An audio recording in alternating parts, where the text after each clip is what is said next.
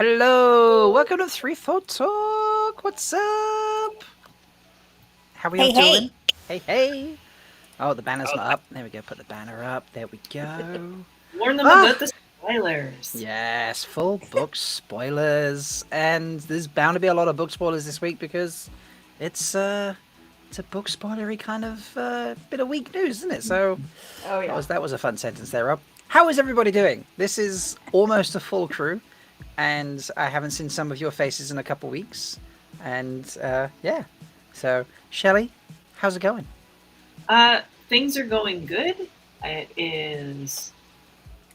You know what? There's nothing of note. I'm not going to lie. Life's pretty boring right now, and I'm okay with that. Aw, boo. You always have a good story. Yeah. It's all right. It was a long weekend in Canada this week, so I went to my sister's house, who lives on the water, and we had a campfire, and we ate hot dogs, and it was lovely. And I got eaten alive by mosquitoes. So in traditional Canadian long weekend, fire, beer, food, and mosquitoes. Yeah. They have a tendency to do that, don't they? Like, try and eat you alive. So rude. I'm one of those people who's particularly tasty to mosquitoes. I don't want to say I'm like the foie gras for mosquitoes, but pretty sure.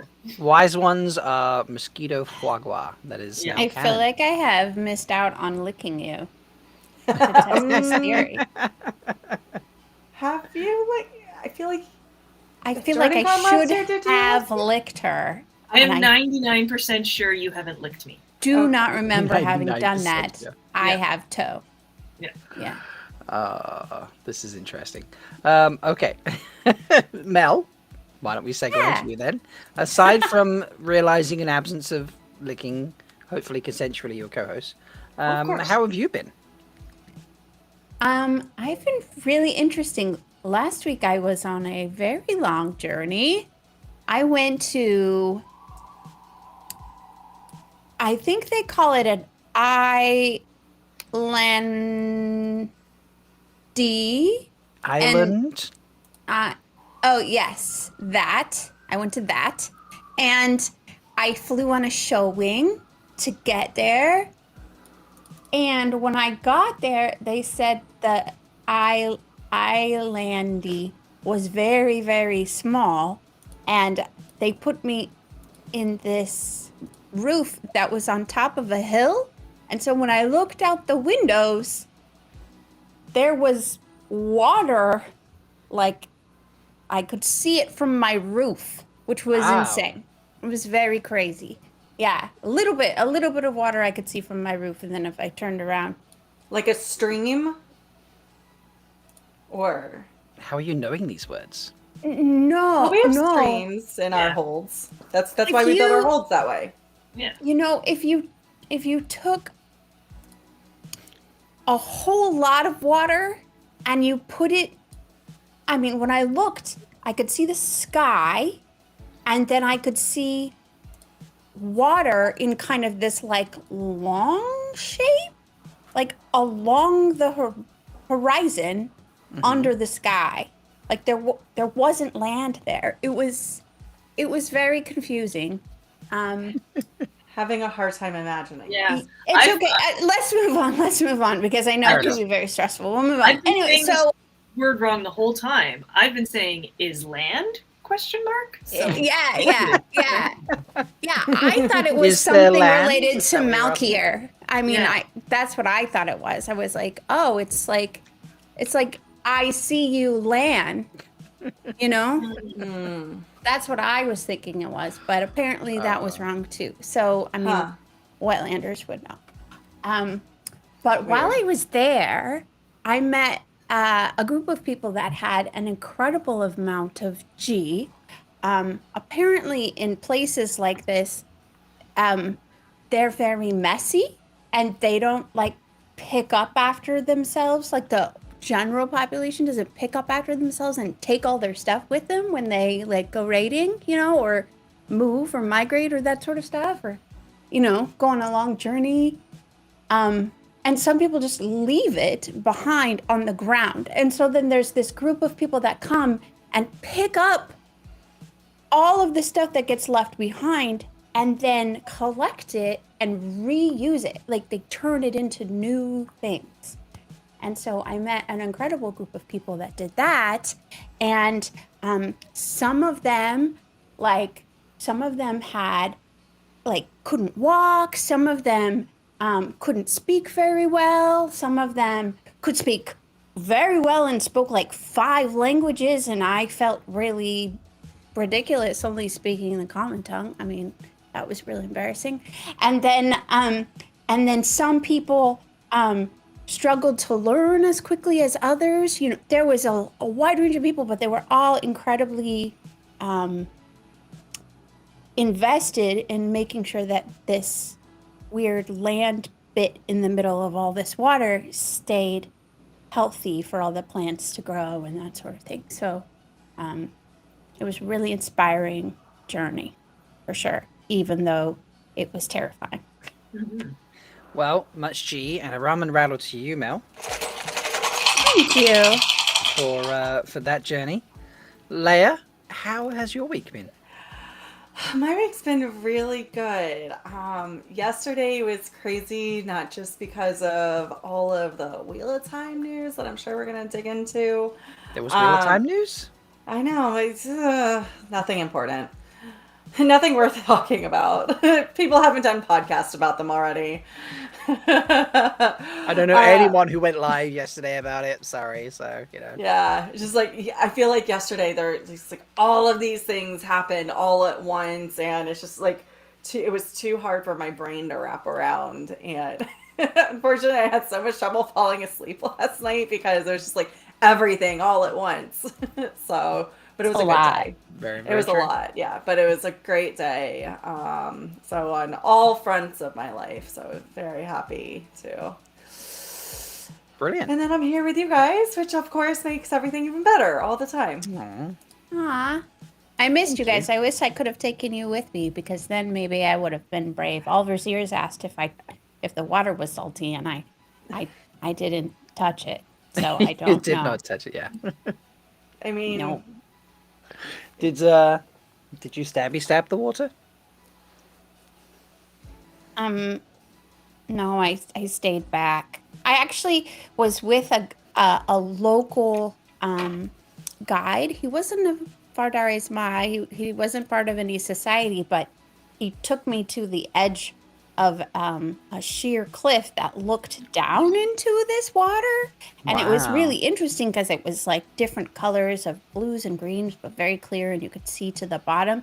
And he actually was worried I was going to fall in. So he held on to me, and I was like, I'm a maiden. You don't need to hold on. I'm not going to fall. But he was Yeah. insistent, and he literally was just holding my arm the whole time. He's like, stop going so Wetlanders. close. And I was like, but it's pretty and scary. And I Yeah. like pretty scary things, Pretty scary. apparently. Fair enough. Well, Andrew Dash has just put in chat. Hello, everyone, by the way. In chat, I did put a message in, but thank you for joining us. Be you be Hi, joining us friends. live, or be you be joining us after the fact. We appreciate you all and love you all equally.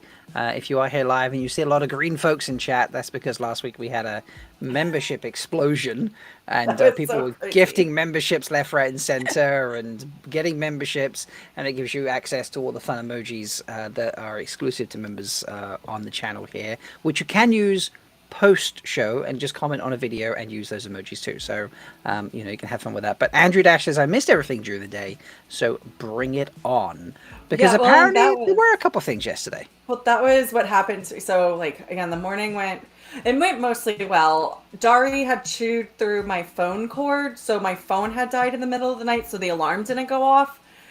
I was gonna metro to this meeting, so I'm in a lift, like, just going through, and all of a sudden, just everything blew up because it was like the instant it got announced, and I'm like, God fucking damn it! I have to like put my work face on and go talk all this technical shit. And it's like I don't know if I'm gonna be able to actually do it, but I did. I was very proud of myself. But then Way to go. yeah, and then on the metro Kudos. home, like furiously trying to catch up with everything, and then all these other things started happening, and I was just like, oh, and I got home, I was like, okay, I need to do like 5 work emails, but I'm like on my phone while my computer's booting. I was just like, oh, I was like very overloaded with everything. So Andrew, I know exactly what you're talking about, is like missing stuff and then trying to catch up. Yeah, there were a few crazy moments yesterday. There were things happening even while I was live streaming that I was just like, oh my god, I'm missing this and I'm missing that. So Yeah. it was definitely a chaotic kind of day. But it's all part of the fun, isn't it? So we love that. So Yeah. It was Yeah. kind of nice to recapture the feeling of like the first season. Like I remember it was at a youth conference when they announced the Emmonsfield 5 cast, Mm. and like I was just losing my shit all day. And I'm like, trying Yeah. to tell all these teenagers like, don't play basketball there, don't eat that thing, don't stuff Uh-huh. that thing up your nose. And I'm like, honestly, I don't care what you do. Yeah. Teenagers. I have things to talk about. Yeah, far more important things to talk about. So, quite right. I love that. Well, shall we kick it off with a little bit of talk about that then? Because we've got some important discussion to have tonight, but obviously we're not going to skimp on the fact that yesterday there was some news. Thank you again, Flamingo, as he's saying, way to bury the lead here, buddy. We have a date. Lol. Finally, it's old news now. So thank you so much for the super chat, much appreciated.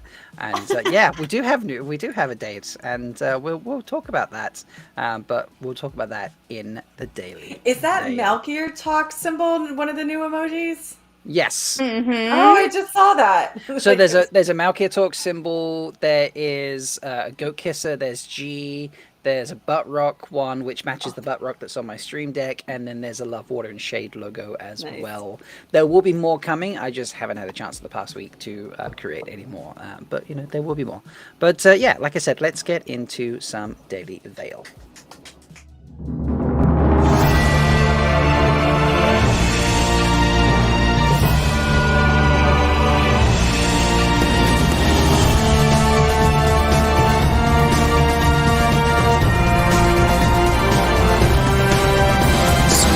Brothers and sisters, It is time to cover up your face.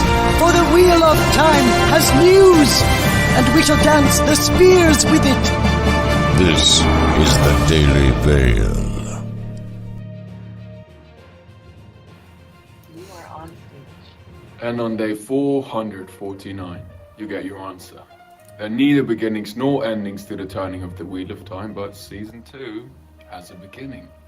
And that beginning is on September 1st. See you then. Woo! Ah. I mean, what better way to start the Daily Veil than to play Yosha replying to Default Rand on day 449. Much Of to him you to asking- default, Ren. Not to Default Rand. He 400 kept that up. Yeah, 448 days in a row he tweeted asking for the Season 2 release. And how wonderful that they get Rand to reply to Rand. Like, Oh yeah.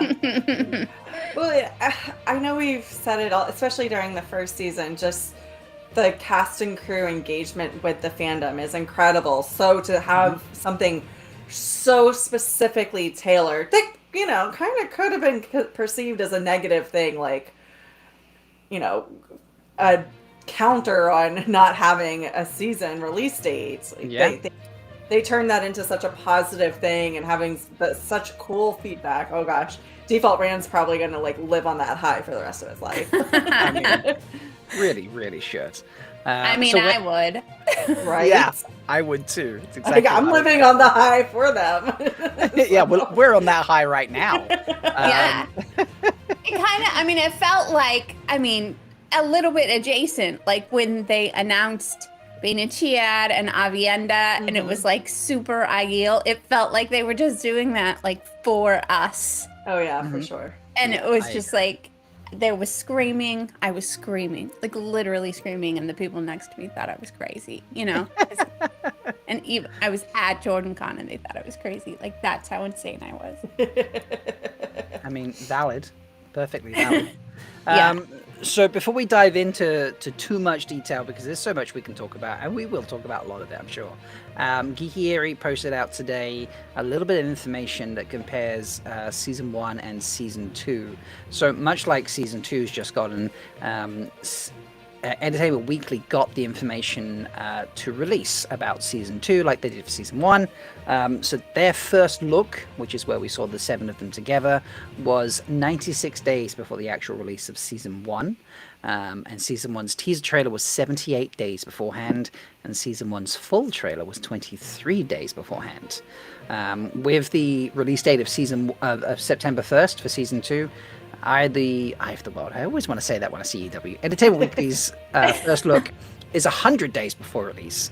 So if you go off 78 days and 23 days matching, somewhere around June 15th, we should be getting the teaser trailer, and somewhere around August 9th, we should be getting the full You just said trailer. a word and it kind of blurred for me. What word did you just say? I said August. Okay, it's still not coming across. I don't know what like this word is. For half a second, I'd be like, "What have I just said?" And then I realized. It was, Leigh-A, there's a button on your screen. You need to click the trauma filter, and you need to just switch that off, and maybe you'll be able to hear it. I mean, Yeah. Okay, maybe, try it again. yeah. Rob, say the word again. August. It's still a little blurry, but I'm kind of Okay. getting it. Like it's a little bit the more month clear. So that I'll go is- through my settings later and The figure month it that out. is post July and pre September. The time period between those 2 months. I don't know what it is. Mhm. You know what? We'll just go. We'll just keep going. We'll just I go. don't want to bog us down too much. So, how do we feel about September 1st, ladies? I mean, we got it, right? Like, Yeah. I'm not going to complain too hard because we have a date now, which we wanted. Obviously, all of Yeah. us would have liked it sooner, but hopefully leaves less time between season 2 and season 3. And I Dwayne know is now. Peter- Ooh, that's a good thought. I mean, I'd be curious because I know Geeky Airy tracks this when the show aired versus when filming stopped. Mhm. She probably has that data too. I think because I've Oh, I'm looked. She sure. has a good spreadsheet. I've looked at it before. I just She's forget got what some it was. sexy spreadsheets. Is that what you're saying? Yeah. She's our Great. kind of gal. Yeah, that would be really interesting because I think if I remember correctly, season 1 finished in April or May, and then we got the show in November, right? Mm. Well, But they also had that weird long period with COVID, so yeah. Yeah, that's much true. ever work Would they be hard could to have compare. been doing remotely or whatever, with whatever they had been. I don't know how that works. I'm very excited. I have been saying August for probably the past 2 or 3 months now.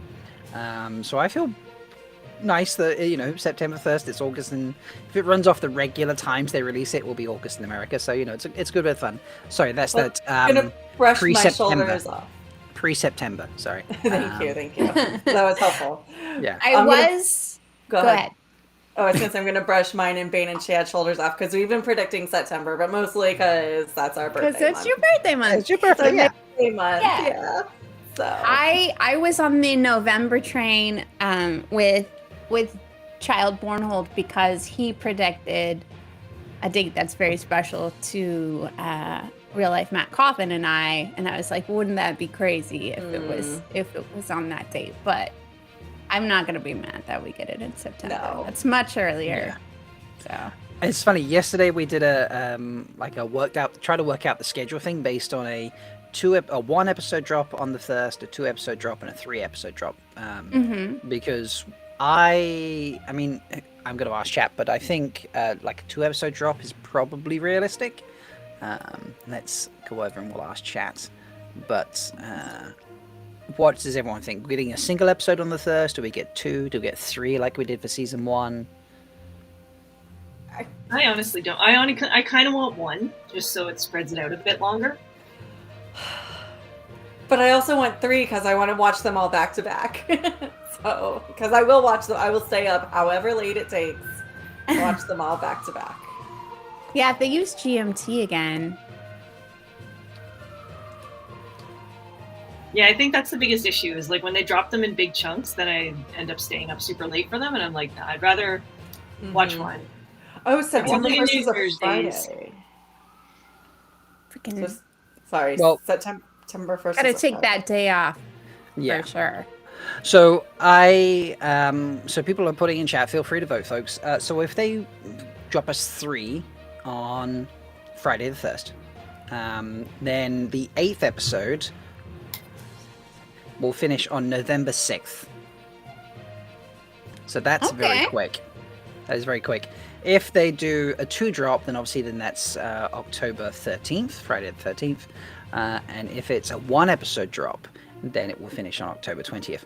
I actually secretly hope it's a 2 episode drop because one of my very good friends is getting married on October the 13th because, like me, she thinks it's a great number. And Friday the 13th is just too good an opportunity to pass up for getting married. And her fiance, who is an awesome guy, is a massive Wheel of Time fan. And I'm man. already trying to push Wheel of Time stuff into their wedding. And now I can be like, and then you can have a watch party for the season finale at your own wedding. So, Oh my God. I'm begging That for a would be 2-episode drop. so incredible. I'm That a pretty would be big Wheel of amazing. Time fan, and I don't think I would want to watch party at my wedding. I might schedule my wedding around it, but Like, I got the venue for this time, but I really meant that I wanted it this time. I need a projector. Yeah. But I think if we get 3 episodes, it's out too fast. It's done and dusted too quick. So which Yeah. I would not like.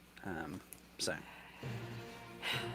I don't know. And- We could watch it over. Oh. I mean, Nobody ever over does again. that. we would have to do a 4-episode watch party at Malkier. We would have the half-season finale during Malkier effect. So Oh, wow. we're already planning the pizza popcorn pajama party watch party on the Saturday night. So that's in the works. So Leigh-A, if your passport all works out, you can come join us for It's that. in the mail. Yay! Yay! Good job. I And had folks- to, Just oh my like- God. For 4 episodes, you can come up with a extra British pizza, popcorn, pajamas, and Pim's cups.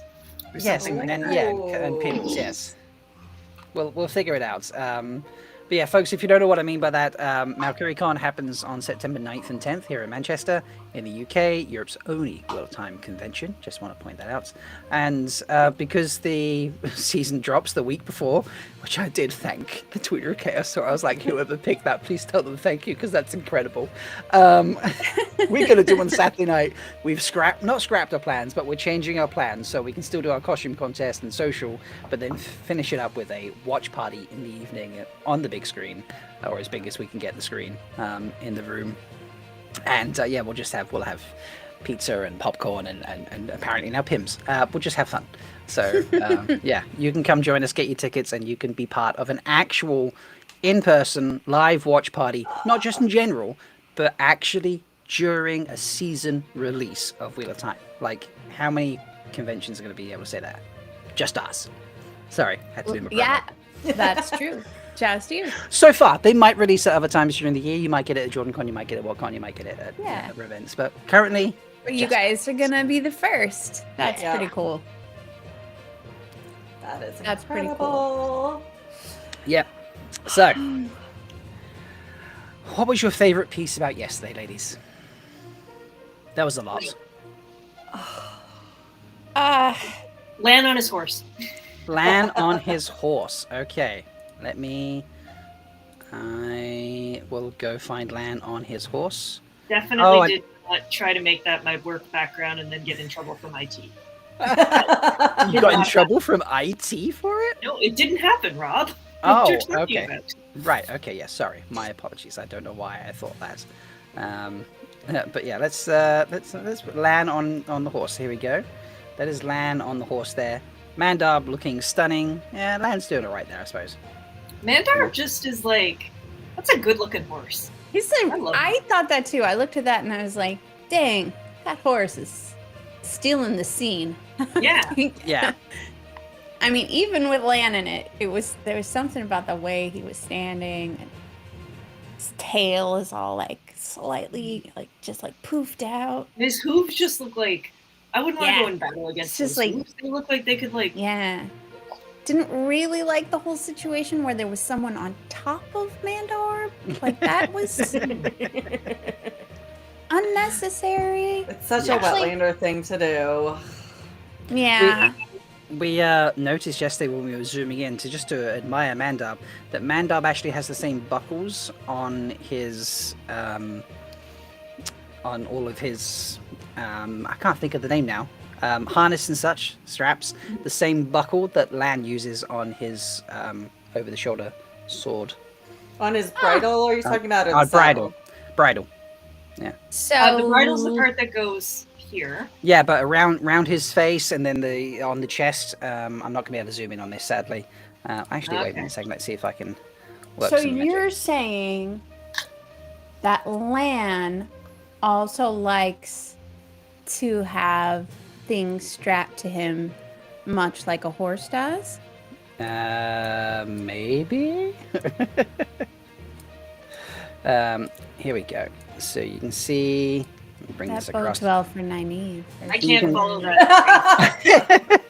You can see there the buckles around just above Mandal's mouth. They match the buckle that's on Lan's chest, which I'll just bring there.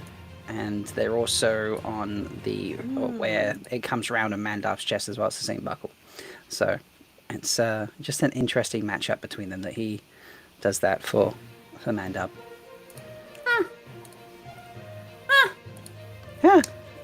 Or maybe Mandar does it for him. Maybe. Mm-hmm. Mandar was like, you know what would be cool for us to do? Let's be matchy-matchy. Stole the words right out of my mouth. Love it. We both You know have what? the dark, gorgeous hair, so we may as well accessorize the same. This is true. And I Totally did see sounds like a something Mandar would say. I did see a certain word put in chat, folks. So of course that now means that you get. Butt rock. Woo! I get some butt rock. Enjoy. Nice. In fact, let's get a double innkeeper intro for that. Butt rock. Double butt. Double butts. There you go. I love the way I make it like rocking now every single time. That's quite entertaining to me. So, yeah. So that I was a will great say picture. one other thing about that picture. It's like if someone had told me when I was a kid that I could have been a costume designer and designed tack for horses, I would have an entirely different career right now. If someone had told me I could have designed animal costumes, Oh, yeah. Were Done. you a horse girl? of course I was a horse girl. Ah, I love that you were a horse girl. I learned to ride because I'll stop this tangent quickly. My best friend growing up was named Tiffany, and she bred racehorses. And so on the weekends, we would take them out and exercise them. Nice, that's awesome. So Love I that. actually learned to ride without a saddle. Wow. So did she ever sing, I think we're alone now? Doesn't need to be anyone It was the 80s. around. That was kind of always. We're alone now. Alone The beating of my heart is the only Only sound. sound. Riding just as fast as we can. Okay. There was an Avienda picture. I'm Would you like sorry, to what? Look at that. There was an Avienda picture. Should we look at that? Of Why course. Always. I think Rob just wants us to stop singing 80s songs. Which Come on. true. We're If amazing. this isn't the karaoke Uh, podcast, No, sadly not. Sorry, folks. But yeah, so we have Avienda and Perrin doing his slack-jawed look, as someone described it yesterday. This in is a- kind of his thing. kind of his thing, yep. Then we've got Avienda ready to go to town on someone, basically. stab the fuck out of someone. Yeah, she really is, yeah. And just behind Avienda, we have Hot Seema. He looks very grumpy. He is very grumpy. And I believe to I the left mean, of Hot it's Seema is, we believe, Loyal, if I remember correctly. Those hands look pretty ogreish. Ogreish. Maybe I'm not seeing that. It's very, very tiny. These are not the HD pictures. I But on the see. HD pictures, you do get to see just a little bit more of the edges, and that includes seeing a bit more of the hand that's there or the arm that's there. And Are you saying the hasty pictures because it's Ogier? yeah, maybe, yeah, Yeah. yeah. Can we just talk about everything that she is wearing? Sure. Talk away. So harness I'm- again, great. I just love everything about the outfit. Yeah, it seems like the more like tattered material is stitched in. Mm-hmm. It's like it looks like it's sewn. It's like part of it. It's not a separate over something. It's like part of the jacket. Yeah. I agree. which is interesting. Well, and I choice. like on the arms, it looks like you could lace through it to tighten it up if you needed to. Yeah. They all have those things on the arms, right? Yeah, which is And in awesome. the scene with Bain and Chiad, Chiad had no strings, and then Bain's were completely laced up. Mm-hmm. And then Just Aviendha depends on has whether you this, want to show off your guns or not, you know? Aviendha has, yeah, it's like stitched in. That's really interesting. Yeah. Yeah. It's great. Well, and just look how fierce she looks. So, and she's She got like a looks- little blood in her hair, so she's obviously been in a fight. Yeah. Mhm. I wasn't sure if it was blood or if it was dye.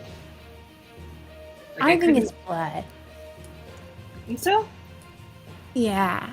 Yeah. Also, I love the natural kind of woven look of it. Like to me, it reminds me of Leigh-A. You'll be able to speak to this better than I am, but some of the like forest camouflage that gets designed that has the different layers in it, so you blend in with the brush. Like it reminds me of that. A little bit. So it's kind of It's meant to break up because the silhouette of the human body is something that the brain immediately identifies.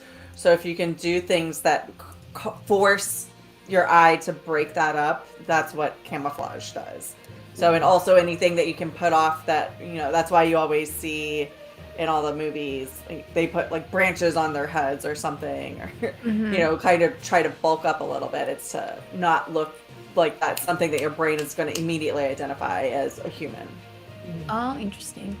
I really like this like belt sheath situation thing that she's got, and the like art on the handle of that knife. Not the one that's in her hand, but the one that's on her belt. It's really.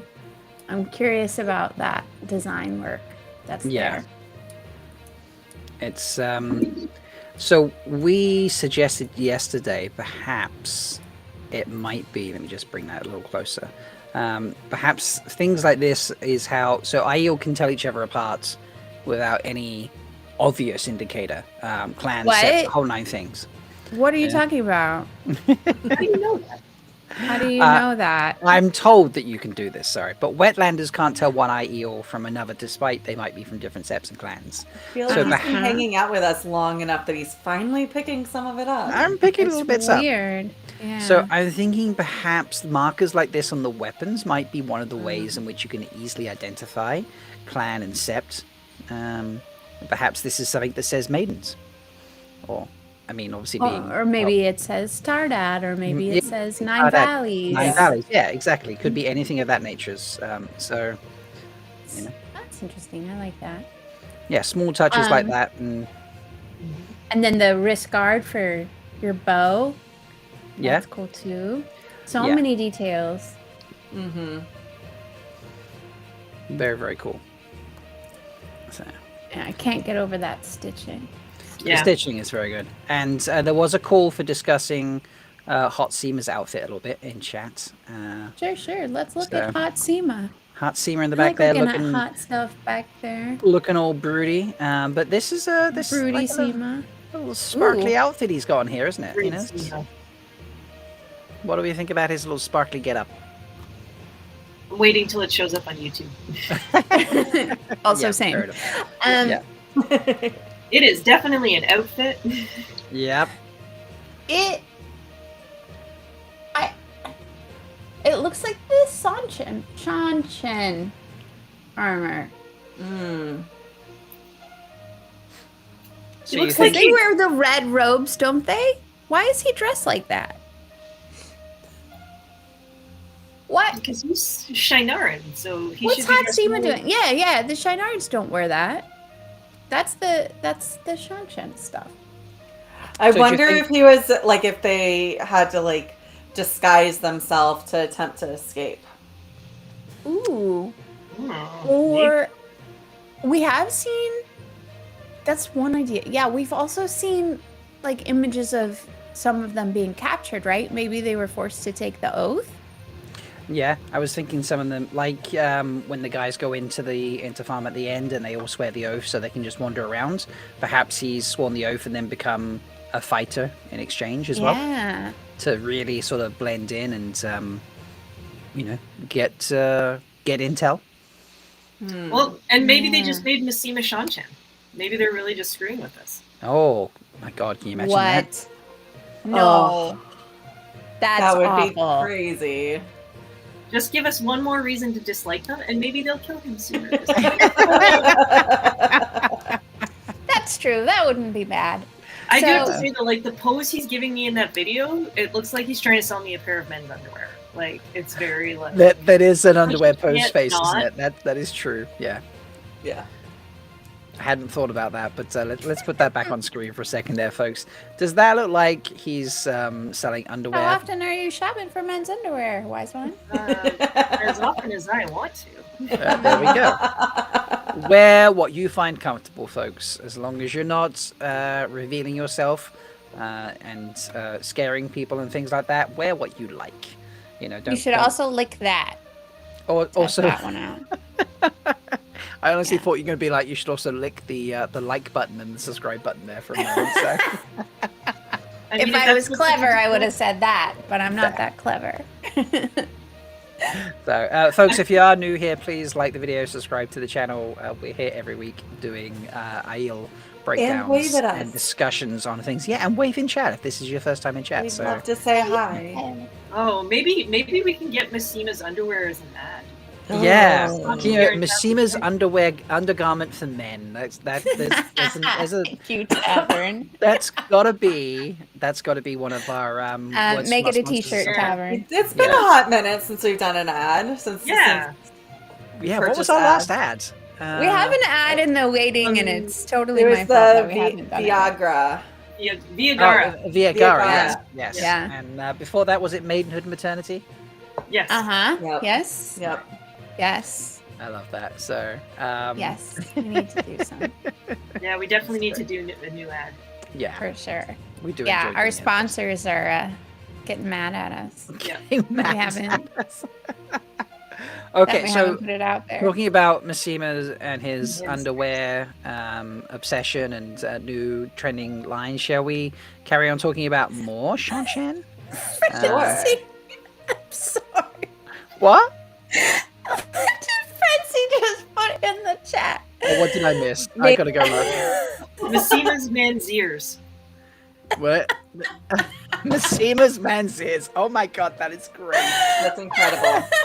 That is what we will call it, Mary, and you must help us narrate the advert. Oh, yes. Have any of you guys thought that Mary Francie's voice is like super duper hot because she'd be a perfect narrator for Massima's man's ears? Yeah. Mm-hmm. And then Kev went and did Masseamless. The very best gents pants. Are we getting like a range of?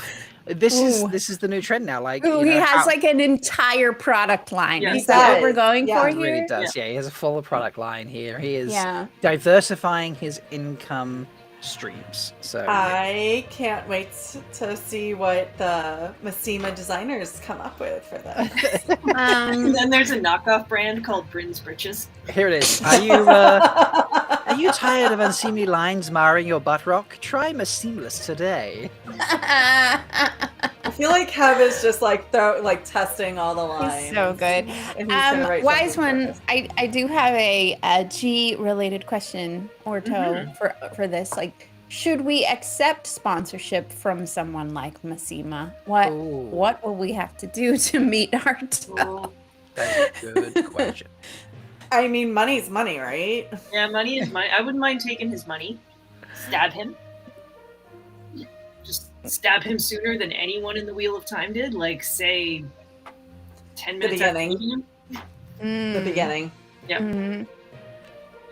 Okay. Yeah. I have an idea for that. I love this. I think we have a plan.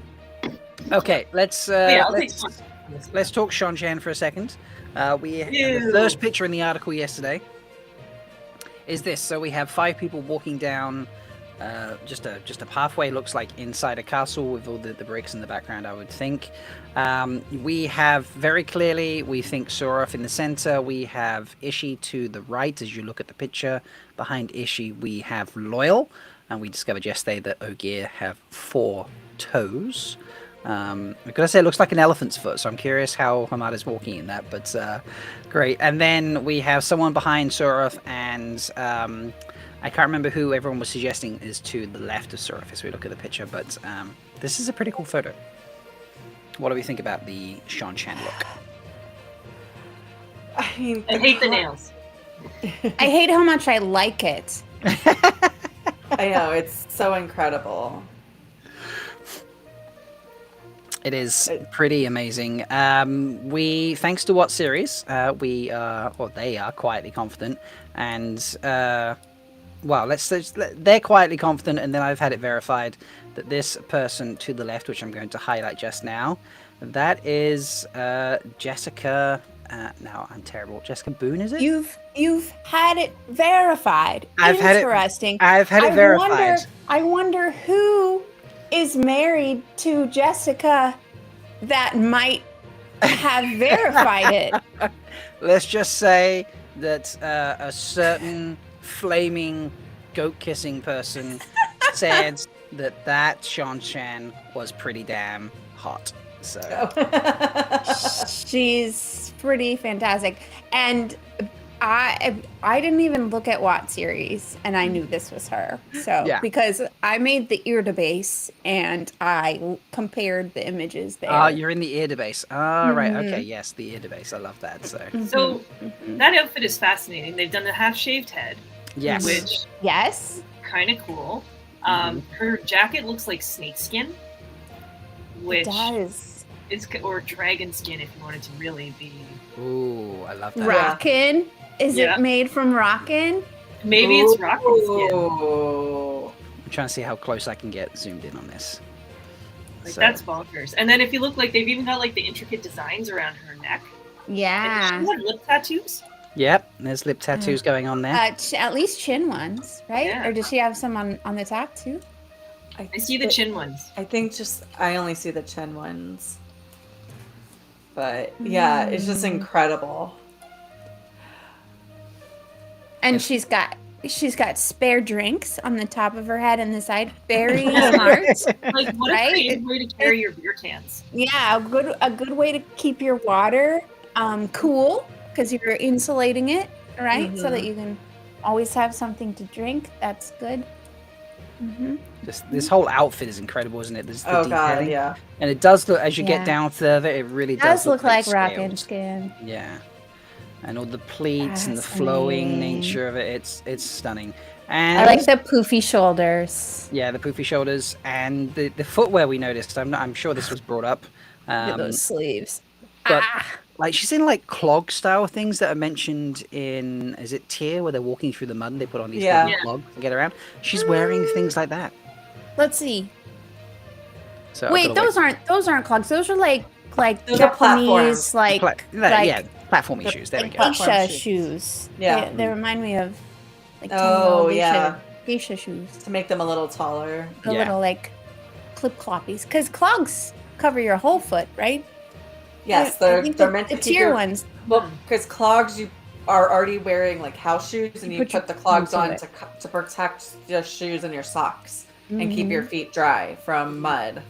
So clogs do typically have platforms in them. but Oh! they're- They've got the pleats.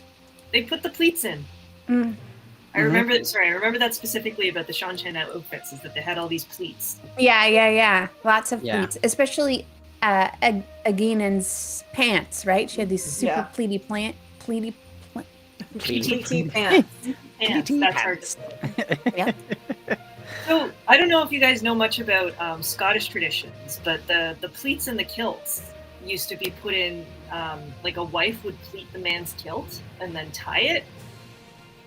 And Oh, so like kilts often- every time? yeah, like kilts when they first came out didn't have the pleats in them that they have sewn into them Oh, now. so they'd like fold them into pleats. yeah. Interesting. And so it was kind of like, if you had the pleats, it was like, oh, you had time in the morning for someone to pleat your clothes for you, la-di-da. Wow. Oh, Aren't you a fancy bitch? And love that. That was good. Um, That was good. So yeah, these outfits are incredible. I mean, we've got the shoulder pads going, but I mean, Ishi's rocking a whole sort of shoulder look himself, which is, I gotta say, he's looking pretty good, isn't he? Like, Yeah, he's looking pretty sharp. I in would this picture. I would tap that. Sorry, boss man. That I would tap that. 1 second, it's there we go. That's better. It's having a moment where it wasn't looking very good to me. Let me flip him back on screen. I'm very disappointed in the boots, though. I have to say The boots he's wearing, they're rather plain, aren't they? they are there's- not thigh high in the least. No. So, but this is where we get the four-toed Ogier foot in the background when we do look at those boots. Oh, whoa, crazy! Had you not seen those before, Mel? The toes? The toes. I had not. I thought he wore shoes in the first season. Yeah, but He wore May- like very like squarish looking shoes. Yes, he did. And now they've put him footless. Bootless. Sorry, not footless, bootless. Oh. So, yeah. they made him like a hobbit. Maybe. I mean, those look furry. I'm very uncomfortable staring at these feet, but they look furry. That's making you uncomfortable. Too much toe? Is that it? Is Too that the much problem? toe. Even for a Too shadow. much Wow, okay. Too much toe, even for a shadow. I did hear people on We have our Twitter limits. saying we didn't get the ears, but at least we got the feet. I don't remember the feet being described in the books very much. So. I don't remember either, but people on Twitter. I wasn't on Twitter a lot yesterday, but I did see a couple of But comments. Twitter had a lot of opinions. What a shocking, surprise. right? Surprise! Surprise, Twitter had opinions. Better than So- Reddit having opinions, I'll tell you that. Can So- we? Would it be okay if we unfoot for? Sure, we can unfoot. I was just trying to Thanks. Was that making you uncomfortable? Just having a really hard time. But I wanted to see the rest of him. Oh, right, okay. There we go. We'll put the full picture back on Details. screen. Scroll up Scroll up. to the top. Scroll up to... He's looking shifty, isn't he? He's looking over to the left as we look at it. His right. And, So smug. So smug. So so we have Masima dressed up as a Shanchan and Loyal's as Sojin. oh my god. Kevin, there's a special toe gear post coming from me later tonight. No. I'm gonna block you. I'm blocking you. That is... Wow. I love and hate that this show just has so much fuel for Kevin's imagination. Like, every single show, I feel like, for the past, I don't know how Yeah. long, it's like something's come out of it. Yeah, Kevin's like, I'm gonna post that and you're gonna regret saying it, sir. Oh my goodness. So uncomfortable. But yeah, like, So, is she? Ishi looks amazing. Loyal apparently is a Sojin with some other random guy. So I that's heard people suggest problematic. perhaps that was Turok Oh, walking behind. but why But would Turok wasn't be a Turok Sojin? over? Turok was the High Lord at that point, and Surath was Yeah. under him. Yeah. Yeah. I don't know. I didn't hear any other suggestions, and people were like, maybe it's Turok. Maybe like he's, had his role changed or something. Who knows? Yeah. Maybe it's not. It's probably It's not. possible. But, Or maybe uh, it's a Shinaran, another Shinaran. it could be. We just can't tell it whose face it is. Hmm. Wow, there's so much. There is a lot. But we have other important things we should get to. We should. Yeah, we Do spent a wanna lot of cut time. ourselves off. This is true. So, Rob, you keep mentioning that you did an episode. So, who did you talk to yesterday? So yesterday I was at home. So this dropped live. I was out mowing the lawn. I came in and found the EW article, and I was like, I'm going to go live. And luckily for me, Sulin and Uno intermittently they had to pop out for meetings and stuff because everyone was at work.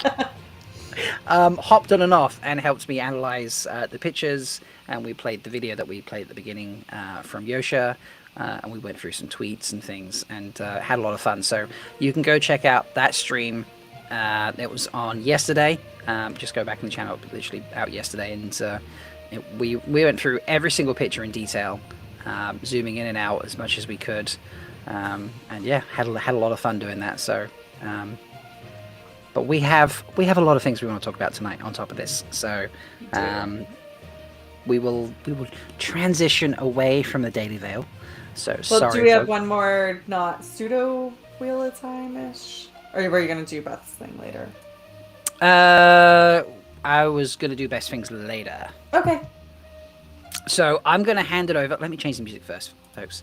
Daily Veil is finished now. And you get as usual, you get a cleansing butt rock. Butt rock. There we go, cleansing butt rock for you, folks. So, hope you enjoyed. And I'm going to hand it across to Wise One Shelly, because this is also an Ask a Wise One, and we're doing an activist edition. So take it away, Shelly. Yeah, so as you guys know, we've been doing a little bit of a series. We'll come back to it eventually, where we do what to do while you wait. Now we have a date, and one of the things we noticed is there's been a couple charities posted in the Wheel of Time community. Our friend of the show, Beth, is doing a stream to raise awareness for melanoma research, which is a cancer that both she and I have had. So that's very near and dear to our hearts. Our friend Delusions of Grendel is posted in a couple places, as well as I have. Alberta, a province of Canada, is having severe wildfires right now, and many people are being displaced. And basically there's some fundraising going on through the Red Cross to help the people who've been displaced. And many people in the Wheel of Time community are, love people, are people who are trans, non-binary, and there's a lot of stuff going on in our countries right now, kind of basically trying to take away their rights, trying to take away their health care, trying to take away their ability to use the washrooms that match their gender. So we were doing some talking about this, and we thought, why not do where to donate while you wait? And it somehow turned into an ask. Somehow, I suggested we do an Ask a Wise One episode. Can I just talk about how do you get involved? How do you be active? So we put the call out on Twitter. So largely what we're saying is we're hoping that you guys will take this away. We love when you donate money to the channel, but YouTube does take a big chunk. So we decided not to commit today's donations, because YouTube takes 30-40% of the money away. It gets up towards 40% or something like that. It's pretty crazy how much they take.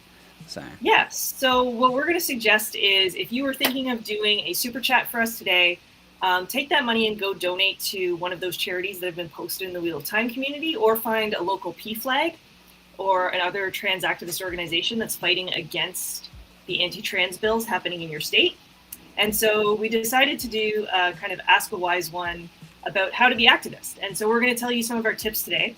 And then, of course, in classic Wise One Shelly style, I got over enthusiastic and made a PowerPoint of some. You got just the right amount of enthusiastic. That was not at all over at all. So basically, Rob, if you want to put the Yep. So I'm just popping that across. Many thanks to I can't remember the Twitter handle of the person who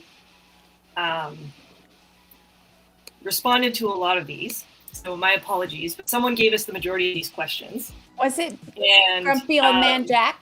Is that who Grumpy Old Man Jack. Yeah. So many thanks to Grumpy Old Man Jack.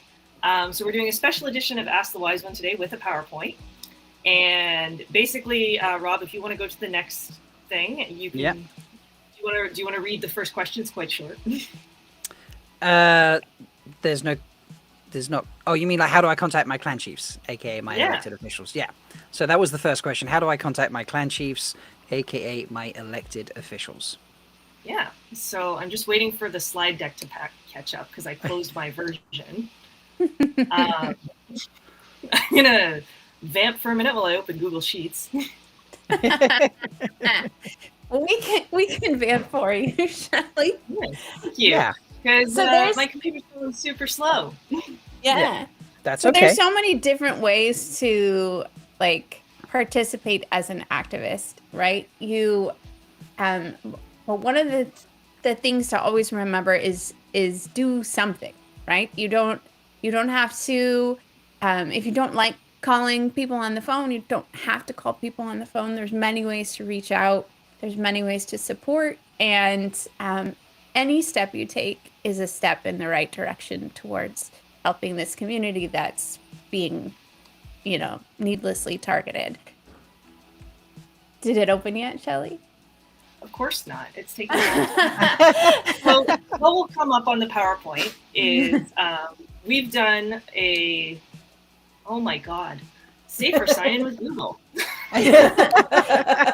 Yeah. See, So we've done I we've done a downloaded all these PowerPoint. files and then made Shelly log out so that she couldn't change it on me. And I'm like, because I won't be showing them if you change them. So, But we've There we go. explored that information for both Canada and the United States, so that there's, regardless of where you are in the threefold land, you could do it. We didn't do this for the wetlands. Sorry, Rob. that's okay. Yeah. The wetlands seem to be, in this particular case, shall we say, less of a dumpster fire. That's great news, because it would be really great if somewhere was. Yeah, no, definitely. Kayla and I had a discussion earlier, and the this part of the wetlands is handling it in a far better manner, currently speaking. So That's good. hopefully it stays that way. Great. Amazing. I'm just quitting everything on my computer now because apparently asking it to do two things has been far too much for it. Oh, okay. I mean, I can read them out to you, Shelly, if you want. Well, I was going to. There we go. Finally, thank freaking Okay. goodness. Wait, You have round and it? round, All the right. computer's working. Ooh, Yeah. I'll put it back up on screen now. That was great TV, guys. I'm so glad you got to watch me struggle while my internet didn't do what internets are supposed to do. It happens to wise ones, even, folks. So if you get frustrated with the computer, you've just witnessed it. It's not just you. Yeah. All right. So first things first, when you have an issue that you want to talk to government about, say it's an environmental issue, LGBTQ activism, anything like that, you've got to find out which level of government has jurisdiction over that. So I'm going to get my co-host to speak to America, but in Canada, we have the federal, the provincial, and the municipal. And there's very clear jurisdictions set out in law about who does what. So provincial does healthcare, federal does immigration, local does roads and sewers, for example. I'm not sure what it's like in America. What is it like in the American part of the threefold land? It's a hot mess. It is. It's well, so we do have federal that does take care of a lot of things, but ironically, they are somewhat limited with the types of issues they deal with. Then you get to the state level, which is, I think, is where a lot of, especially with the LGBTQ issues that are going on right now, that's where a lot of these right infringements are happening. But even talking about gun legislations or some of these other abortion rights, a lot of this is happening at the state level. So as much as yelling at your federal senators makes you feel good, there's not a lot that the federal level senators can do about it. So a lot of the times it's the state level. There are also, if you want to talk about particular school districts, if they're trying to stop children being able to do gender affirming care within the school, like using the bathrooms or the locker rooms of their choices, that is usually at either a county or city level, again, depending on how the states, because all the states have their own different types of government. So not to be any confusing or anything, but Yes. It is a hot mess. Yeah, and another aspect of that is that sometimes your state government puts restrictions on local ordinances that local governments can and cannot do. So a local government might make a particularly supportive ordinance in support of a particular group of people like trans people or LGBTQ people or whatever that might have been ignored at the state level. And sometimes the states get mad that the local government does that, and then they decide to make laws that says that the local government can't do that. So that happens too. So hot mess. Yeah. But please continue. Yeah, it's all right. So do your research, figure out who, so make sure you're writing the right representative. Another thing you can do is you can search for existing groups. And so, for example, I belong to a group called Cycle Toronto, and once a month, something will come up. The City of Toronto wants to put a bike lane on a certain street, and they'll say, here's a letter put your name in, put your postal code in, and send it to the city council. And so a lot of those pre-existing groups will have letters that you can just put your name on, tailor it to make it personal, and then send it on. So those are kind of like handy things. And like Mel said, you don't necessarily have to call, although calling, I will say, is the most effective. I know a lot of us millennials hate using phones, but it is the most effective way to do it. And so what I try and do is psych myself up as I say, how much harder is it to be the person in that oppressed group than it is for me to make a 1-minute uncomfortable phone call? So that's kind of what I try and remind myself when I'm having trouble psyching myself up for a phone call. So, Shelly, I have a question for you on that. If you are one of those people that don't like making phone calls, how do you find out what to say? Is there a place that you can go to? What an excellent question. You know, we just happen to have developed a script that you can use, or a template that you could use to call your local representative. Wise One Leigh-A, would you like to call me? I would. I am an elected representative in the wetlands, doing important elected representative things. Wait, do we have the script somewhere? Can you get the script up, Rob? Or maybe you should switch your roles. There's a. I want to show right. you. Okay. 1 second. Speaking of cluster forks. I didn't realize I was waiting for like slide, Rob, or something like that, and so I had to change the slides. So next slide, please. Next slide. All right. I feel like Tom Hanks in what movie is it where he's chasing Leonardo DiCaprio, who's constantly a con man as a kid. Anyway, like next slide. Yeah, that guy. Yeah, sorry. All right. Anyone in chat will get that. Bring, bring, bring, bring, bring. Hello. Hello. My name is Roof Mistress Leigh-A, and I'm a resident of Purple Rocks Hold in the Canadian part of the Threefold Land. Hi, what can I do for you today? Well, I am calling because I'm very concerned about the clan chief's recent decision regarding the Kara Karn. Oh, what would you like to say about that? Well, Randolph Thor is incredibly unqualified for this position, and I personally think Avienda would make a much better candidate. Oh, okay. As a wise one, as a roof mistress, I'm highly skilled in assessing individuals for their leadership quality as a leader within the community myself. And Rand is, just a little bit of a sad boy. While I believe, and I've witnessed Avienda kicking ass all the time in everything that she does all day long, and I personally believe that she can save the world faster and more effective with way less drama. Okay. So I'd like to urge you to reconsider your decision and declare Avienda for Kara Karn.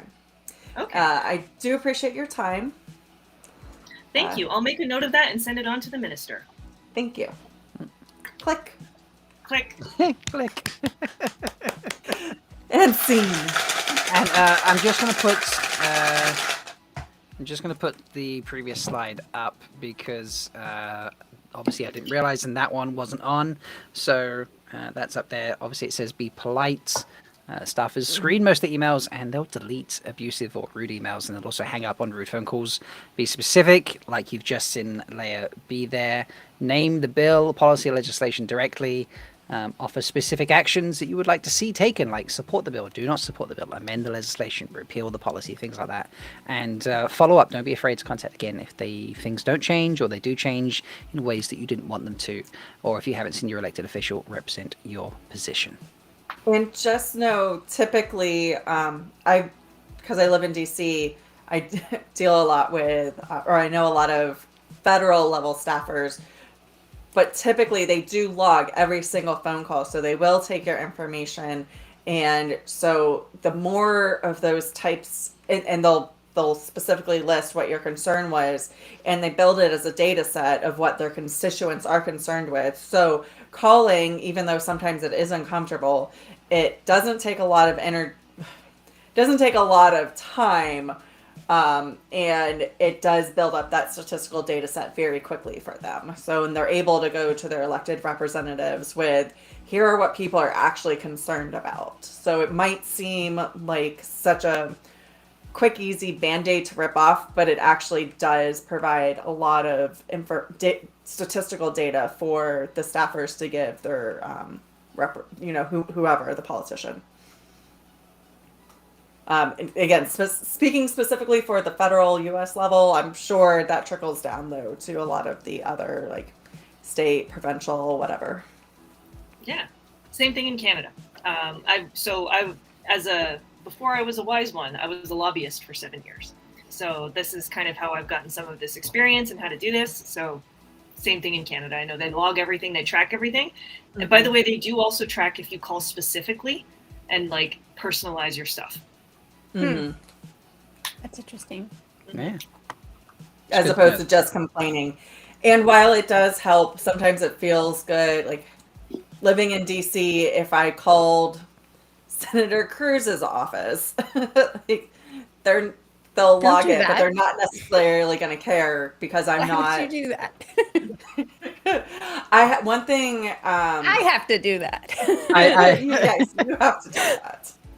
But if you can get if you don't live close to like the state capital or your nation's capital, if you can find somebody that would hand deliver a letter on your behalf, that is also noted, and I have done that in the past. So for friends, before COVID, they don't let people just randomly walk around the offices anymore.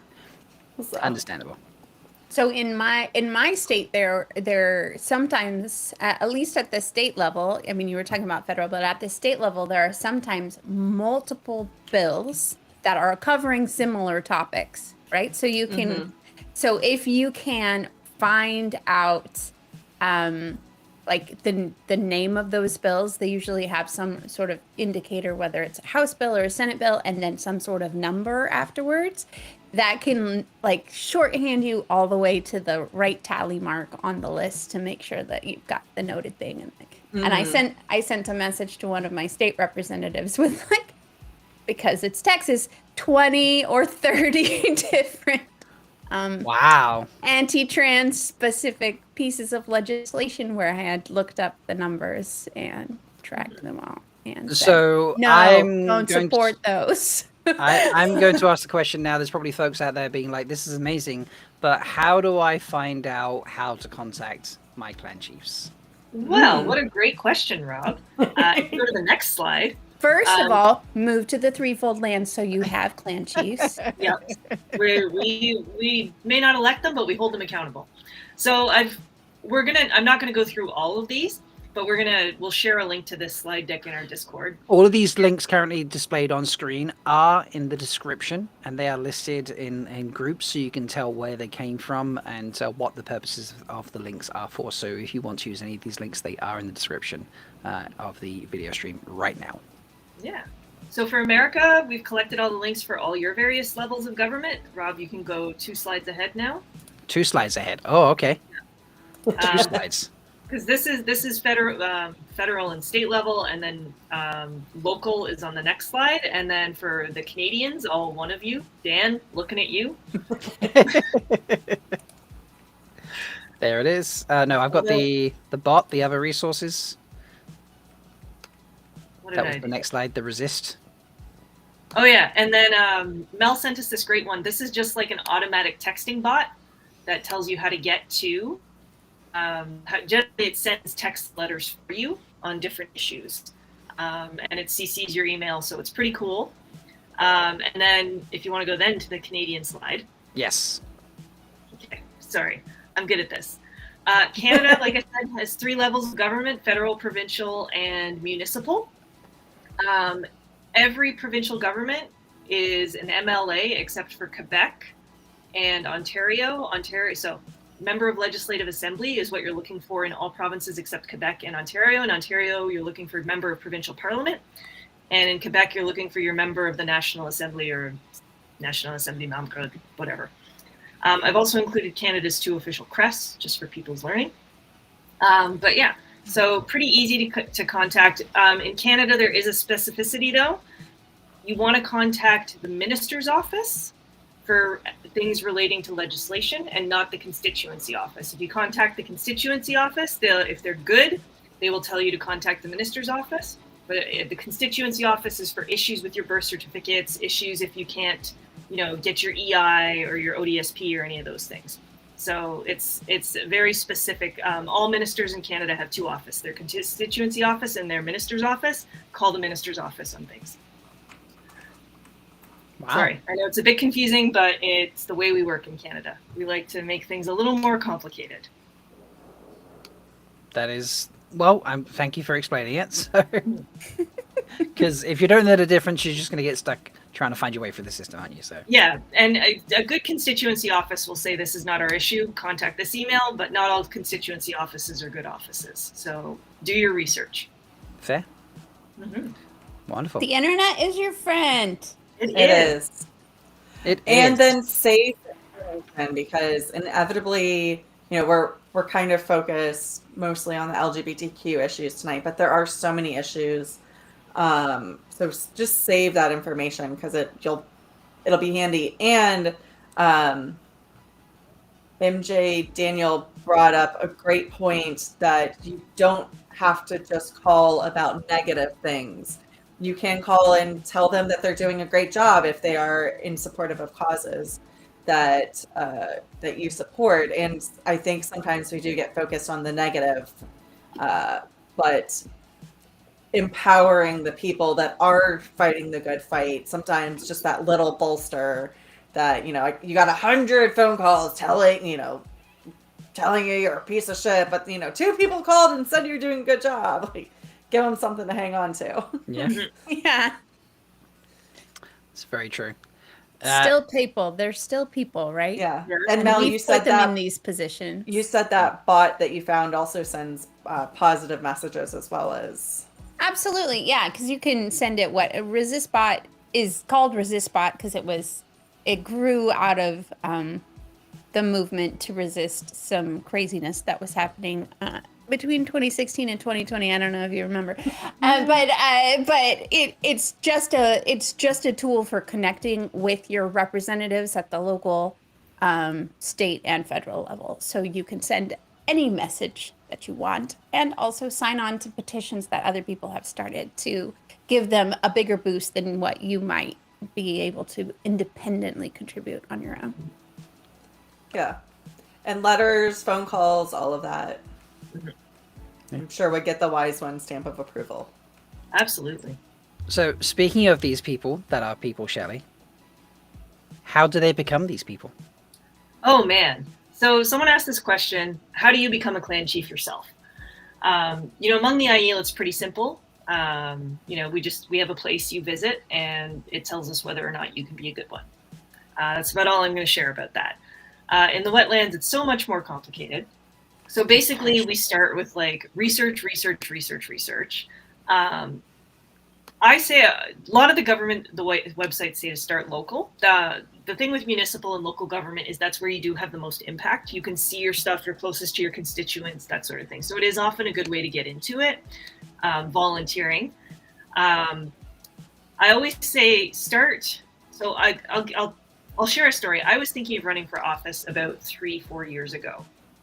And basically what the process was, because in Canada we have a party system, is the woman who helps select the candidates for different constituencies does kind of an interview with you.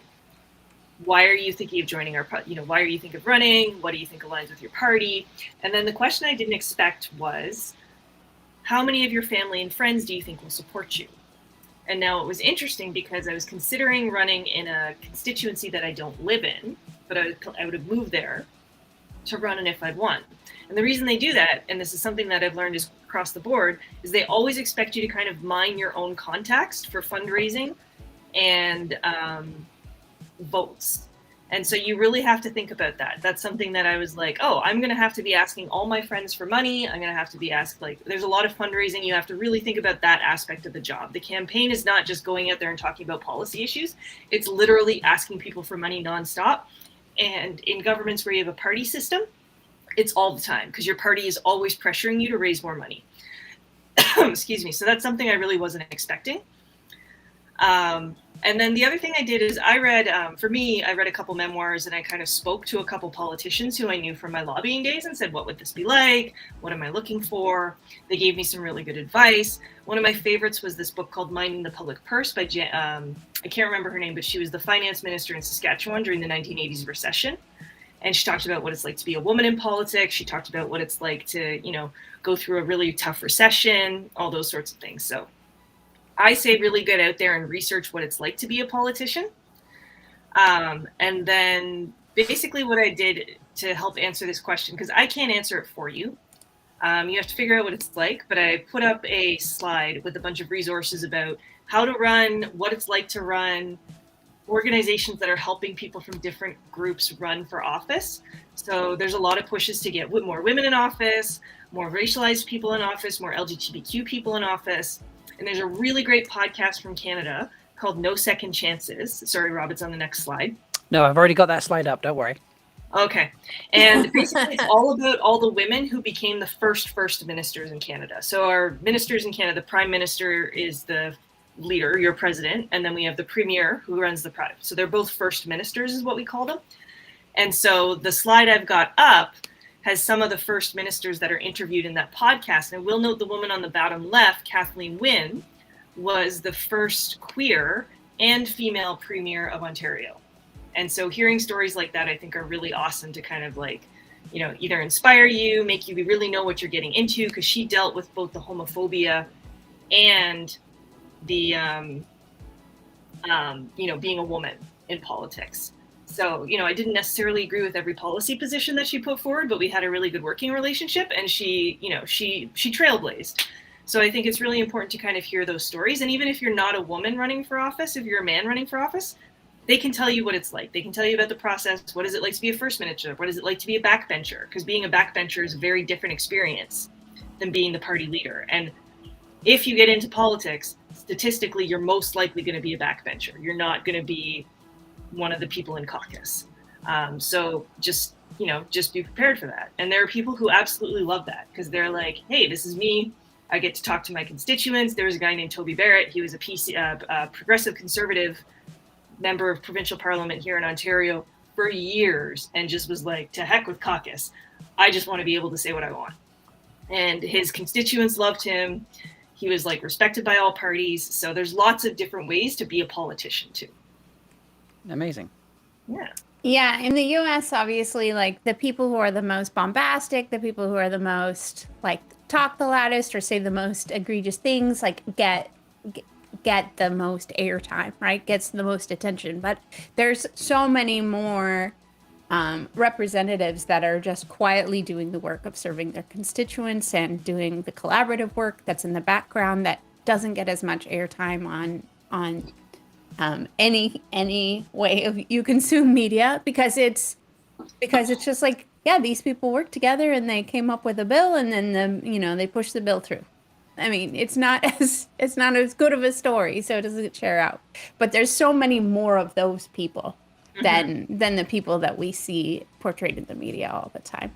And if you're thinking about getting in politics but are not certain, volunteer for someone you support, because then you can get a little bit of understanding about the inner workings. That's a good way to get some sort of experience without having to take, because that is a big leap to take. So in One Shelly, first of all, ramen rattle for even starting that process. That's incredible. Yeah. Doesn't surprise me at all about you, but so volunteer on any, and they're always needing volunteers.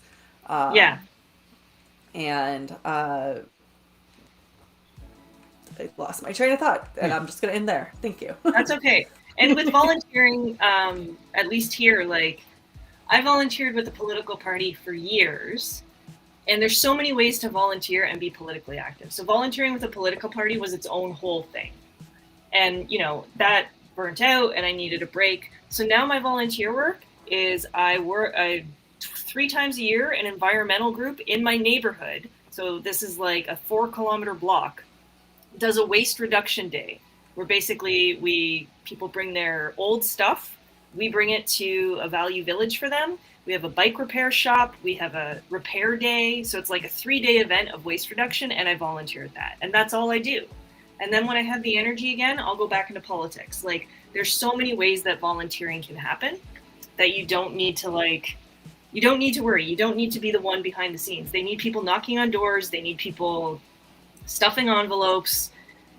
You don't have to be like a huge policy brain ready to like go out and be like a huge campaigner. There's lots of ways to help out.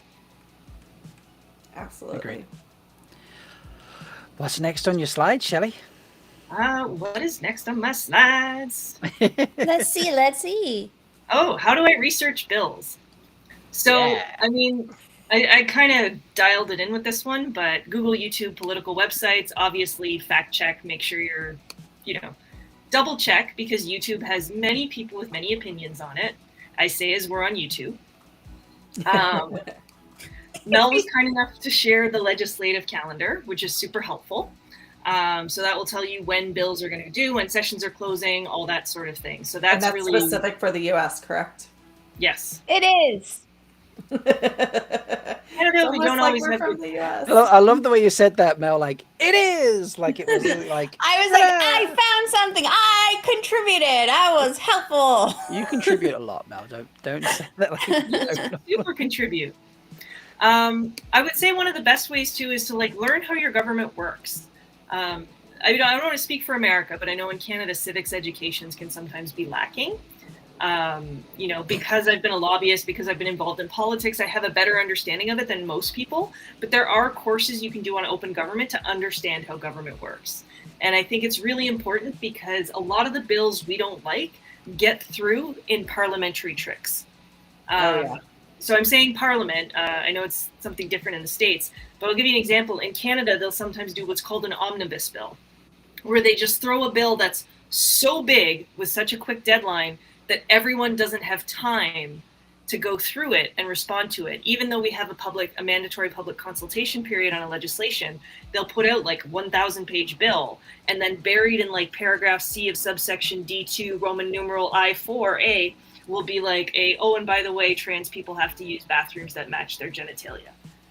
Like, it's like the fuck yous are buried. So Yeah. it's very important to understand how government works to be able to spot that kind of bullshit. And that happens throughout the process, right? At least on the state level, I'm tracking a bill in the Shido terrible part of the Threefold Land, the Texas part of the Threefold Land, that originally started out as a bill about parental rights and your right to be informed of things that happen in your school. So on the surface, it sounds like that's good, right? We want the schools to tell the parents what's going on with the kids. But then the bill at the very last minute, because the Texas legislative session ends on Monday, the bill at the very last minute, they amended it on the Senate side and added in that language that's like, oh yeah, also you can't teach anybody about anything having to do with sexual identity or gender. So nope, that can't happen. So like, it was just like, they just like stuck it in. And so now they've like basically taken this bill that was originally something else and stuck in this language. It now goes back to the House. The House has to review it, and they're supposed to be able to pass it by Monday, but hopefully they won't, but maybe they will. And it's just because the other bills that did have those language in it as the prominent thing didn't make it to the level that this bill did. So they stuck that information in at the last minute to one that was progressing, that could have the chance of getting through the legislative agenda. It's, crazy. yeah. And I'm not sure if you posted those links, Rob, to the ones tracking the anti-trans bills. That one, I think I put in the description, but I will double check that now to be safe. Yeah. So because on that, like, I was going through kind of trying to teach myself a little bit more about the American system, and one came up that like looked really innocuous. It was a bill in Alabama about prioritizing certain types of companies. And then when you started researching the analysis of the bill, it turned out that companies the government would not give contracts to companies that commit to doing what's called ESG, environmental social governance. I think that's what it's called. Someone in the chat correct me if you know what ESG stands for.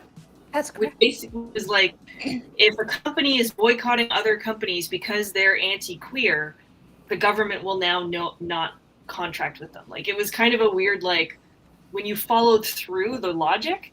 So you have to research, and when you're concerned, you can always Google, like, what does this bill mean?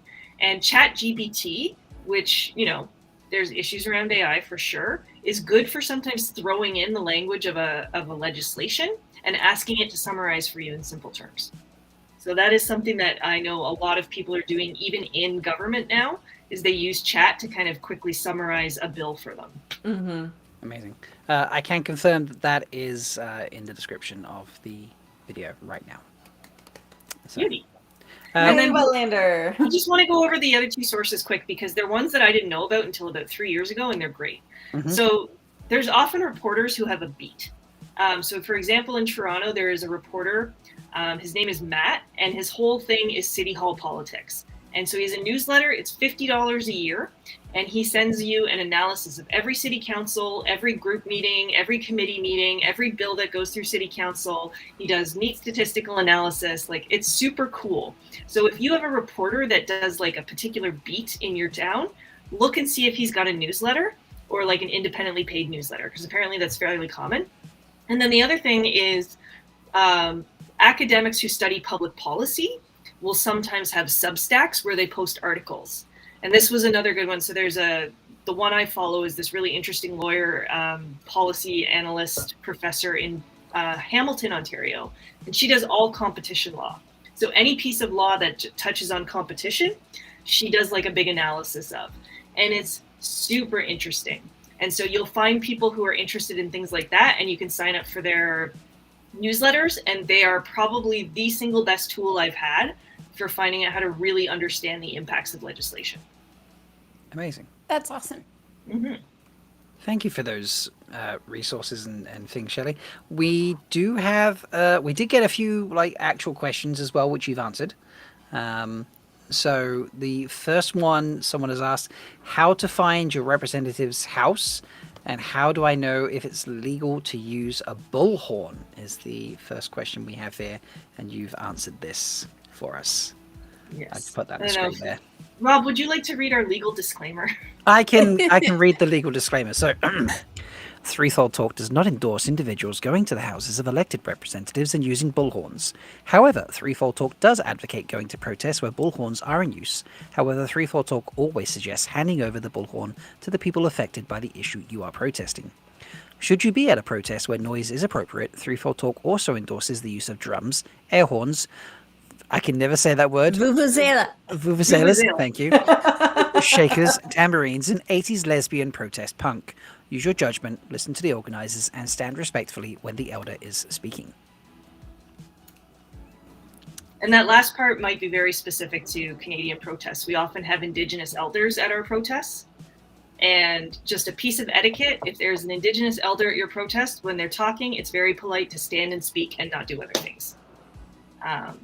You know, sometimes if everyone's sitting, you can sit, but it's often considered to at least stand when the elder comes in. Fair enough. And then the last two, I believe, Mel, you've helped answer this one a lot as well. The last two is like a combination slide we have here. It's why is Kyrian a great example of modern politics and how to quickly identify trolls. So, ladies, would you like to summarize those questions and the answers you have for them? Mel, go ahead. Or wise one. Yes. Why is Kyrian a great example of modern politics? You can live beside a 4 gate. They enjoy tree killing. They like building topless towers or towers to nowhere. They also have weird regenerative plot lines about successions and things. Then they also don't really care about protecting endangered species. And they like to talk in riddles, then maybe kill you, and then maybe not. And did I say that? Yes, that sounds like modern politics pretty well. And then finally, they like to wear slashes or sashes. Slashes? Nicely summarized. Slashes? Sashes? Slashes of color?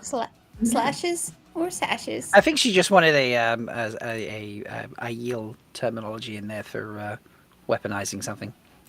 Slashes? This is true. And how do we quickly identify trolls, ladies? Who wants to take that? Please, Wison. Leigh-A looks like she wants to, but I'm probably not going to say anything good. Basically, they're being book cloaks. So I mean, if trolls you and if you book want help, cloaks we are very do. synonymous. We do have a list of bullet points that I can put on screen if you want to help, Leigh-A. My computer is being funky, so trying to get that to work for me is fortunately. I can. That's a yes. You can do it. Wise No one, worries. take You it know, away. Wise The one. trolls generally live under a bridge. May also live by a well. Actually, they enjoy killing. Towers over you, and they like to go topless. They do have weird regenerative powers. They sometimes keep coming back with a different username or name. They'll eat anything they catch, regardless of species. They like to pose riddles, and if you don't solve them, they kill them. And they like to slash things. Awesome. Again with the slashing. Again with the slashing. Yeah. So, and then we have one final question to round us out. Now, Shelly, I believe we got this. This was one that you got asked, or was this a while back? We got this one, I think. This was one we got a while back, and we said Right. we're going to save it for a better time. So apologies, because I think it's been over a year. Yeah, it's this Oh one. my goodness. But we decided too we're going late. to, like, never too late. We decided we're going to film these, and I'm going to put the question up on screen, and I'm going to read it, and then, ladies, you can give your advice. So the question is, I have been having a debate with a friend. They think filming and posting acts of injustice online is an important form of activism, but I think it is sensationalism, and that people should take more steps to intervene. What do you think? And apologies for all the typos in that. I did copy and paste and not check it. So, sorry, folks. That's okay. So my advice with that one is a big old it depends. Filming is a form of intervention. There's safe ways to do it, safer ways to do it, I should say. So like standing back, turn your camera to the proper angle. But I think in terms, what got me in this question is the posting it online. And I would not do that without the consent of the person. I don't want to use the term victim, but the person who's at the center of that. So I wouldn't post it online without their consent or their family's consent. So if it's an act of violence against a person by police, I would say, ask the person after, say, I have filmed this. I'm willing to give this to you. What would you like done with this? I would say is the important thing around that. That's kind of my quick and dirty response. I would say it depends. And in terms of intervening, I would say it also depends, because you get to make the choice of how much danger you put yourself in. And you may not be safe to confront police. You might not be safe to physically intervene. You might not feel safe to verbally intervene. So you have to kind of make that risk assessment for yourself. So I would say, yeah, my big old answer is it depends. But always try and get the consent of the people in the video before you share it. Mm-hmm. This is true. Anything else to add, ladies? Yeah, I guess I would say that, especially in this part of the Threefold Land, filming is a right. Being able to film in public places is a right. And though it may be difficult and though you may be confronted by that, there has been a lot of justice brought, especially to the Black community, because people were willing to film what they saw. So I think as long as you have the consent that Wise One Shelly has indicated so kindly, that it's very important. And there's actually an app for that. Oh. Why does that not surprise me? There's apps for everything. Oh man, I'm gonna find it real quick. Vamp for me for like 2 seconds. Well, while we're doing that, folks, we did mention it earlier, but I want to promo it again before we finish up. On May 29th, so in just a few days' time, Beth will be doing a charity live stream for Skin Cancer Awareness Month. She has a goal of trying to raise $1,000. So you can go join her. She'll be streaming on Twitch. It's twitch.tv/Beth Doman. May 29th, 10 a.m. Central Standard Time. and she'll be trying to raise funds for the Melanoma Research Foundation. So please, if you are able to go and watch, that's amazing. If you're able to share, please do so. And if you're able, you're in a position where you can donate even anything, that's wonderful. If you can't, just share around and raise awareness for this, because we understand not everyone always has money to donate to worthy causes. Obviously, things are tight for a lot of people right now. So, but please at least stop by and give Beth your support if you can do nothing else. And she also did give me a list of games that she hasn't decided because she kind of wants it to be enjoyable for whoever's watching. So I've got to scroll up. Overwatch, Fortnite, AC Valhalla, AC Odyssey, Tiny Tina's Wonderlands, Star Wars Fallen Order, or Survivor. Wow. Apex, Horizon Zero Dawn, Horizon Forbidden West, Last of Us 1 and 2. Maybe if there's a lot of fighting, she can get built. Well, if you donate $20, I'll switch games. So exactly. So I specifically asked for Star Wars Fallen Order because apparently that's the one that comes right before Survivor, which is the Jedi one. That she's been streaming Jedi, just finished it, so she's going around and finishing it. If you guys haven't watched Beth on Twitch, she's just a wonderful narrator. She talks through the story. She's so knowledgeable about the voice actors. She describes things very well. So I'm not a gamer at all, but I really enjoy watching her play because she just kind of talks you through the whole thing, the whole experience. She's very responsive to the chats, so she'll chit chat back with you as she's gaming. It's just a very enjoyable experience. So if you have time, in the US, we do have Monday off, so that is why she's doing this.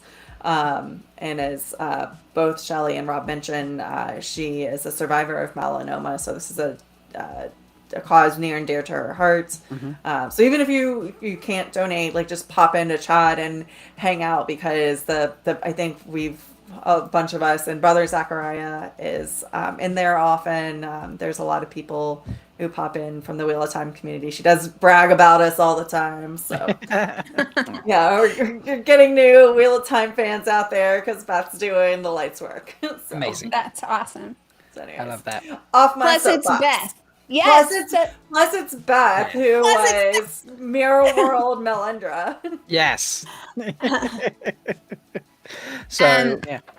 So I did find that app. It's called Mobile Justice, and Glenn's also throwing it in chat as well. Yeah, folks. Sorry. Yeah. So Mobile Justice is set up to make it really easy to instantaneously record. You don't have to push a whole bunch of buttons. Literally, you push the button to open an app, and it immediately starts recording. So especially in a situation where you have an encounter with a person in authority, a police officer or something, where you might feel like you might be unsafe, you can quickly access it and open it, and it automatically backs up any video that you take to a server, so that if for any reason your phone gets destroyed or confiscated, the Mobile Justice server is holding that video for you so that you have access to it in the future, and you can use it for your personal reasons, or you can use it to help others. Yeah, wonderful. As Lisa has just put in chat, so thank you. Don't worry about making it late, Lisa. That's fine. People, people have lives. You can't always make it live. We totally understand that, and we love everyone who chooses to watch us back later. So thank you for coming and joining us for this topic. It is quite a serious topic that we've been talking about tonight. We could absolutely have spent the entire show just talking about the release date and the pictures and things we got yesterday, but like you say, this is a timely subject that we wanted to give a spotlight to, and to share some information to help you make changes where you feel you need to make changes, and hopefully make the world a better place. So thank you very much. And thank you, Shelly and Mel and Leigh-A, for putting together all this information. I'm going to be completely honest. I just set it up so it appeared on screen. These ladies are the brains behind tonight. Don't give me any credit. I didn't do anything today. No, but you went and got all the information from Beth for the stuff she's doing as well. So literally, you've all you've made this show what it is tonight. I very much appreciate that, because these are important subjects. Yeah, I would end it with a challenge, just being we act as Aiel on the show, and part of that is dancing the spears when we need to. And I think this is a time when I would challenge my fellow Aiel and Wetlanders to get out and dance the spears. There's a lot going on right now. There's a lot of timelines that are like deadlines that are approaching quickly about various legislation that is going to very negatively impact some people in our community. And some people who I know, all of us on this show have people who are trans who we care very deeply about. And it's not just the trans, like there's a bunch of general LGBTQ, like I do feel like for a while we just kind of laid back because things were moving in such a positive direction, but now we're seeing the reaction to all of that positive movement, and don't take anything for granted. I think, Shelly, you shared with us that pride flags were being banned in a town next over to you. Just a pride flag. I mean, that's crazy. So there are so many LGBTQ rights that like all across the board, and there's a lot of other things. So like we're kind of focused on this one particular topic tonight, but there are so many other things out there. I mentioned before abortion rights, gun legislation, insert thing here. There's something that you care about that you can use all of these tools for. So please do. And you know what? If you start calling insert politician here's office frequent enough that they know your voice, you're doing something good. So if they recognize your handwriting, you're doing something good. Yeah, I made a pact with myself a few years ago, because I didn't think that I was doing it. I was doing enough to like make my voice heard in the way that it actually made an impact. I said to myself, if I have the time to vent about something online or vent about it in real life, then I have the time to contact my elected representative about that too. And it's helped me by like making that commitment to myself to take the steps that I should for whatever issue is important to me at the moment. And the important thing is just to take the step, take one step, and one step will lead you down to a path to fighting the good fight, which is what we like to do here in the Threefold Clan. Yeah. So thank you all for joining us. If you're watching back later and you want to put a comment below, we would love to hear of your stories, the activism you're doing. Please keep all comments respectful and constructive. I will not be afraid to hit that delete button and ban user button if I feel that you are not doing those things. So please, add those in if you want to. And thank you so much for watching. Thank you, Shelly. Thank you, Mel. Thank you, Leigh-A. Amazing show. This is, Ask a Wise One is always a special event for us, and this one was, something I was extremely looking forward to when we decided to do it. So, thank you so much, and thank you for the folks who have stuck around and been part of the conversation. So, go do some stabbing. Go do some stabbing. I love that. And we will see you all next week. So, until then, please go out there, talk to your representatives, and may you always find love, water, and shade.